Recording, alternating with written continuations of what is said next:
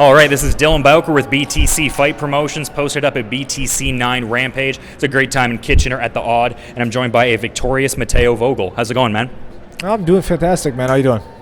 I'm doing great, and I was talking to one of the people with your team a bit earlier, and talking about how this is like the first time going the distance and everything like that. How valuable is this experience, going forward in your career here? I think it's a great learning experience, man. I think I've gone past the first round once in my career this far, in my five-fight career. So definitely it's a learning experience. Shows me what it's like to push the gas tank, and it shows me what it's like to just go through that war of attrition, you know what I mean? And what were your thoughts on, Serhiy Sidey out there? Did you get any kind of different reads on him as a martial artist as it relates to like what your preconceived notions might have been? I think he proved to me that he was a lot more scrappy than I thought. He had a lot more dog in him, you know what I mean? He was able to keep going. He was able to resist 2 full-on chokes, man.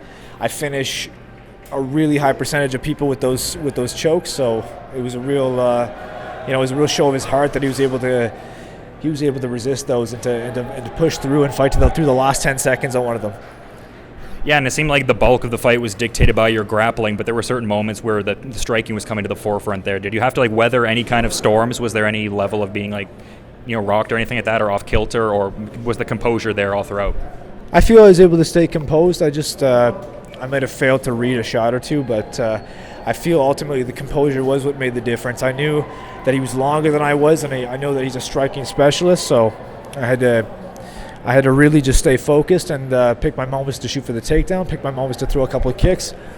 But I think it exposed, like any fight will, it exposed some holes in my game. Showed me I got caught a couple times. Obviously, I ate a couple of shots. Maybe my head needed to be in a different position, so I can take that from this fight, I think. Yeah, for sure. And like you mentioned, the proficiency with the submissions, like arm triangles, rear naked chokes, arm bars. So a credit to Serhiy for being able to, get out of that and everything. I know he's got a great team behind him too. He's got some fantastic grapplers. I know his coaches, so I know that he's training with probably a lot of high-level grapplers, especially preparing for me. It's not easy to prepare for me. I'm a pretty awkward grappler. I don't really resemble too many other guys. So I was real impressed with how I was able to weather the storm. Yeah, you talk about him having an impressive team, but also you've got that impressive team. I mean, new era combat sport out there in Ottawa and everything. How has it been working with that group of guys there? Absolutely. I have the best team around, man. I honestly believe that. I believe fully in my team. There's nowhere else I'd rather be. I have the best striking coaches, partners, the best grappling coaches and partners, man. We bring people in. We have endless resources when it comes to just exposure to the full game of MMA, man. There's no better place to be. Yeah, and you really lived up to the nickname too, Carapato and everything, the tick and everything, in Portuguese, really just sticking to him there. So when did that nickname initially come about? Because I heard the backstory, but how long has that been attached to you there? That nickname came about when I was much younger. It came about, competing in Jiu-Jitsu tournaments, training with, a number of Brazilians growing up, and they'd all say that I was sticky like a Carapato, and I never knew what that meant. Until one day one of them told me what it was. They Googled it and they showed me what it was.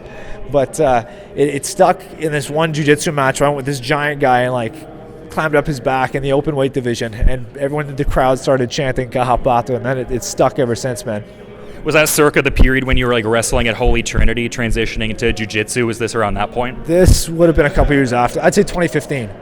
Yeah, about 2015 is when that came about, man. Yeah, in my blue belt days. Yeah, and I'm kind of curious, just going forward with you making your BTC debut tonight, veteran of the TKO circuit, what do you think resembles a next step? Are you looking to get on that BTC 10 card in June in Burlington? Is that kind of the next step? I might be, man. I'm looking to whatever's biggest and best. That's what I'm looking at next. Maybe fighting for a belt. I just took out a guy who's supposed to be a top prospect, you know what I mean? So I think I'm looking for a bigger challenge next time. Yeah, well, you're positioned very favorably in the 135 hierarchy and everything like that. It was a great performance, but you've been also great with your time. Is there anything you want to add, kind of as a parting thought as we're wrapping up here, though? I'll thank a couple people, man. I just want to thank everybody from my team at New Era Combat Sports. I want to thank Urban Stone, and I want to thank, of course, Whole Therapy. So all my sponsors, all the people who back me and support me so much every single day. I just want to send a huge thank you to them. And a thank you to my family, my mom, my dad especially, my girlfriend, and all my family who came out to support me tonight. For sure, some great shout-outs, no doubt. BTC 9 Rampage got a great bout here. Mateo Vogel securing that victory over Serhiy Sidey. This is Dylan Bowker with BTC Fight Promotions.